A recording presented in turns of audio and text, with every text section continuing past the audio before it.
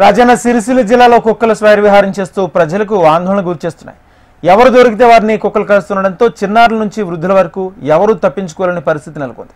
ఉదయం నుంచి రాత్రి వరకు కుక్కల వీధుల్లో తిరుగుతూ భయానక వాతావరణాన్ని సృష్టిస్తున్నాయి. స్థానికులు కుక్కలను తరిమి కొట్టే ప్రయత్నించినప్పటికీ కరుస్తుండడంతో ఆగ్రహంతో కొందరు కుక్కలను కొట్టి చంపేస్తున్నారు.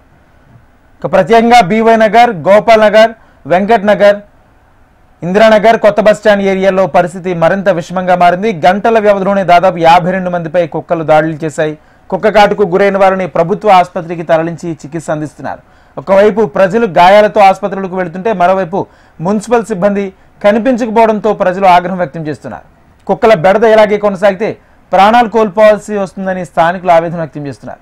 ఎప్పటికైనా మున్సిపల్ అధికారులు స్పందించి చర్యలు తీసుకోవాలని డిమాండ్ చేస్తున్నారు.